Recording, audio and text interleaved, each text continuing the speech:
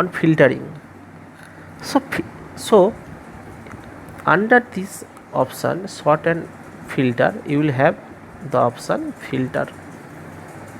Okay, so filtering allows you to display only data that meets certain criteria. So how to use filter? To use the filter option, you have to click on the sort and filter of tab. Okay, then you will have the option filter.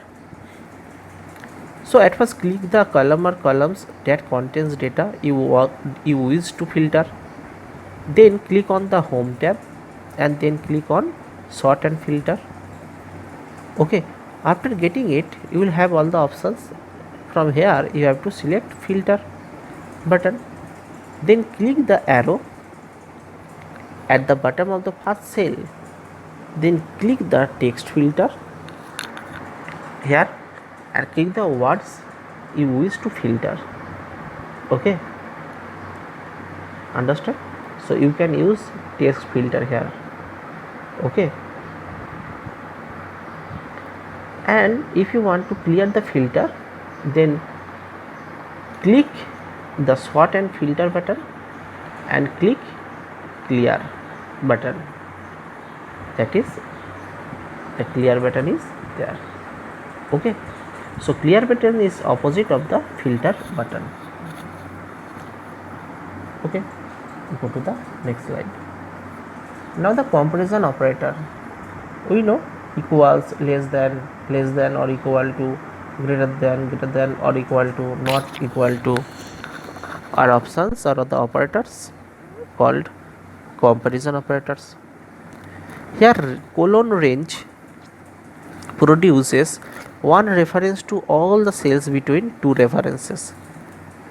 Okay, it is known as the reference operator.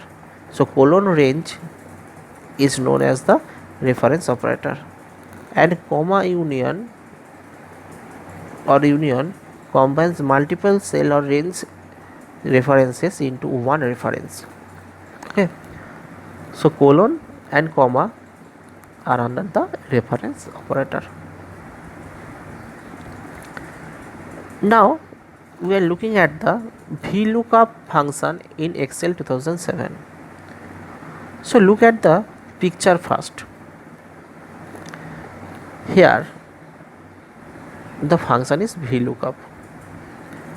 Okay, now read the definition. It searches for a value in the first column of a table array and returns a value in the same row from another column in the table array. The V in VLOOKUP stands for vertical. Okay, so how to write the VLOOKUP function? Look like that. So at first you have to write equal sign, then VLOOKUP, then inside the bracket you have to write down what value you want to find. So if you want to find the value 40, then you have to write here 40. Then after comma you have to write down the ranges of the cell from where to where you want to find the value, and then you have to write down the range, then the column index number, the column number in table array from which the matching value must be returned. Okay, so here look at the first example. VLOOK, and then inside the bracket first is lookup value, then it is table array, then it is column index number, and then it is range lookup. Here it is false. So a range lookup is basically a logical value that specifies whether you want VLOOKUP to find an exact match, approximate match. It depends on true or false. Okay, so whenever you use VLOOKUP function, inside the bracket at first we have to write down the lookup value, then table array, then column index, then range lookup. So here in this example, look at it is VLOOKUP, then age 2. So age 2 means H2 means this cell, that means ID. Look it very carefully. ID 53. Okay, so this value is to search in the first column of the table array. Okay, 53. So this value you have to search. Then it is B3 and E9. So it is the range, that means table array. So it defines that B3 and E9 means total this range. Then 4. So 4 is the column index number. Okay, so 4 is the column index number. So here that is column index number is salary. Okay, we have to find the salary. So here for ID 53 we have to find out the salary under the column E. Okay, under the column E. Then it is false. So if it is not there, then it gives us false. If it is there, then it is true or gives the results here. So by using this VLOOKUP, we are having the value. That means for ID 53 it gives us the salary from the column E. Okay, that is $58,339 here. So for ID 53 we are getting the salary in this box. Okay, go to the next slide. So formulas, already we know what is formula. So here are the symbols, functions are there. Okay, got it? Sum function, max function, min function, now, count, length, average, means random number, upper, lower, proper, all the formulas are there. So basically formula means a mathematical calculation on a set of cells, and it starts with an equal to sign. Go to the next. So at first we are looking for AutoSum function. So AutoSum function is a Microsoft Excel and other spreadsheet program function that adds together a range of cells and displays the total in the cell below the selected range. Okay, so if you want to add all those cells or range of cells and display the total in the cell below the selected range, you have to click here AutoSum, and then you have to select any one option that you want to perform on the data or the range of cells. Here are all the options are sum, average, count numbers, max, min, and all other functions are there under the more functions. Okay, next, if function. So in Microsoft Excel, if function returns one value if the condition is true, or another value if the condition is false. The if function is a built-in function in Excel that is categorized as a logical function. It can be used as a worksheet function in Excel. Here are the data sheets are there. Under A column it is item, apples, orange, bananas, grapes. Under B column this is quantity, 7, 30, 21, 3. If results is there, and if result with else is there. Okay, so the syntax is if condition comma value if true or value if false. So here the function we have written. At first it is equal sign, then if inside the bracket b2 less than 10. So what is b2? b2 means the value of b2, so it is 7.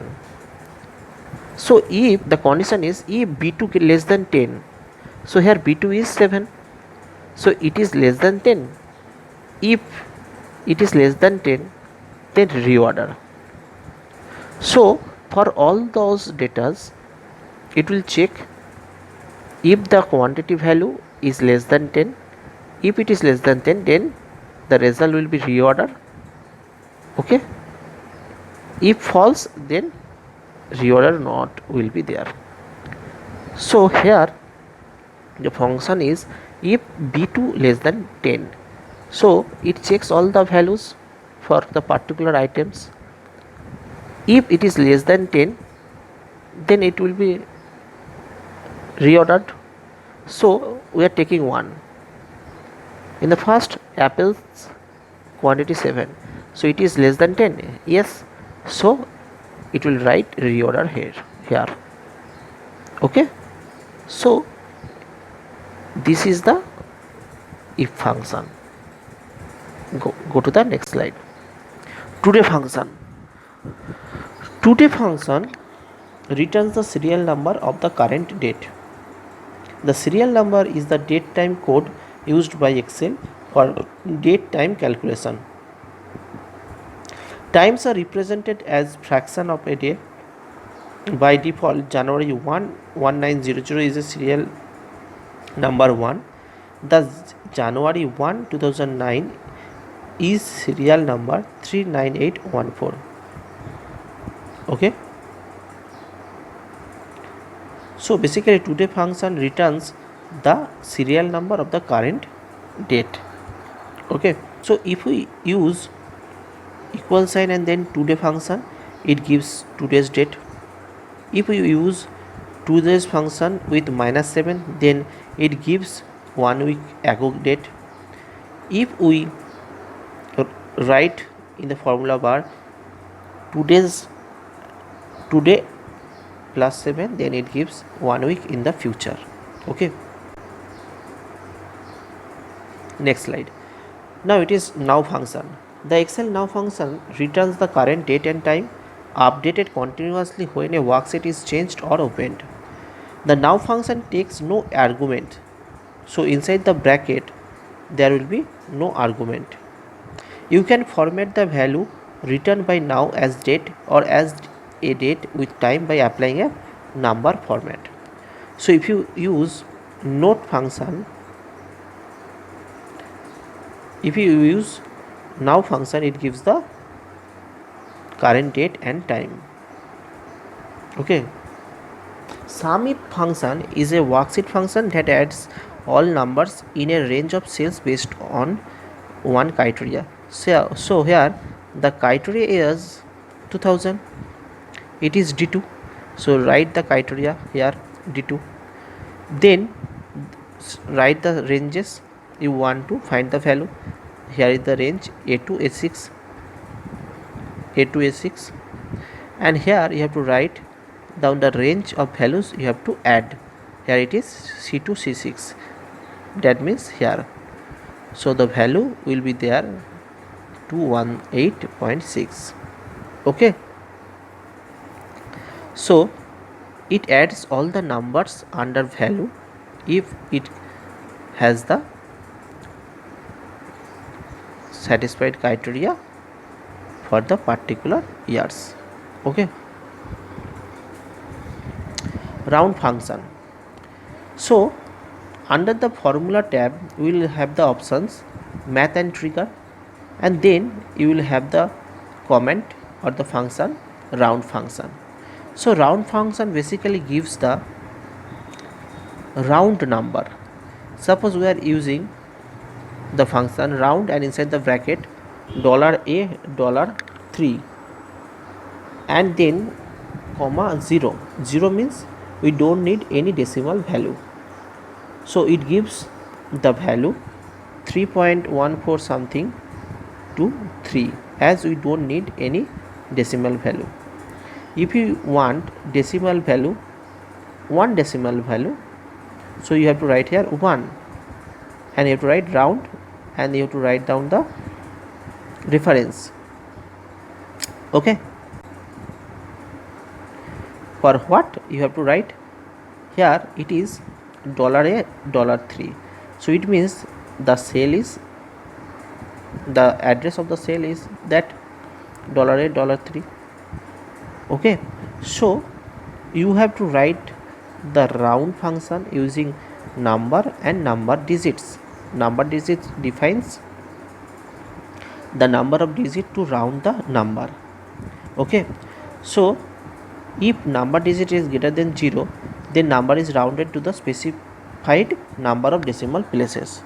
If number digit is 0, then the number rounded to the nearest integer, and if the number digit is less than 0, then the number is rounded to the left of the decimal point. So basically this function used to round a number to the specified number of digits. So here it is the value is the 3.141592654 in the address A3 cell address. Okay, so if you are using this, then we will have the answer 3, then this, so you will get it 3.1. so 1 2 3 4 values here defines the digits after decimal points you want, and these are the address of the cell, this cell. Okay, got it? Go to the next slide. Count. So basically we know this function counts the number of cells that contain numbers and counts the number within the list of argument. So count is used to get the number of the entries in a number field, include data also. Okay, so suppose we have written the numbers here under the B column 1 3 5 12 44 3 7 22. So if you want how many cells are there in between, then we have to use this function here. We have to begin using equal sign, then write count, and inside the bracket we have to write down the range of cell. Here it is starting from B2, then colon, then the last cell, that is B9. If you can enter a particular cell, it gives us the total number of cell used here. It gives us 8 here, as it uses 8 cells here. Next slide. Count if. This function counts the number of cells within a range that meet the given criteria. In this function, the range is one or more cells to count, including numbers of names, arrays, or references that contain numbers. The blank cells and text values are ignored. Okay, so here look it. So here is the data sheet. Here is the product and the quantity is here. So look at the condition or the function. Equal sign, then count if B2 B13. So B2 means it starts from orange and up to apples. B2 B13, and then it is lemonade. Okay, so where we are getting lemonade, this is the count. So we are counting lemonade, we are count lemonade, and we are counting juice here, and finding lemonade and juice in this product range. Okay, so we are finding lemonade in the range of B2 B13 cell, and also we are finding juice from the cell range B2 B13. Okay, so how many lemonade and juice are there? Juice, orange juice and grapefruit juice, so 2, and lemonade, that is 1. So we are getting 3 total soft drinks. Okay, so count if formula with 2 condition for text values. Here we are counting for 2, we are counting for 3 also, okay, and 1 also. If we only write here equal sign, then count if inside the bracket B2 is to B13, and then double inverted comma lemonade, so it gives us only 1, because here it is only 1 lemonade. If we use only count if and then B2 is to B13 and then juice, it gives us only 2 soft drinks. Okay, got it? So I think count if is clear to you. Next, concatenate.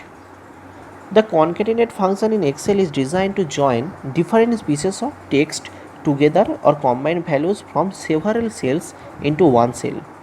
The syntax is like that: concatenate, then text 1, text 2, and so on. Okay, so here we have to write the function concatenate, and then inside the bracket we have to write down the cell address.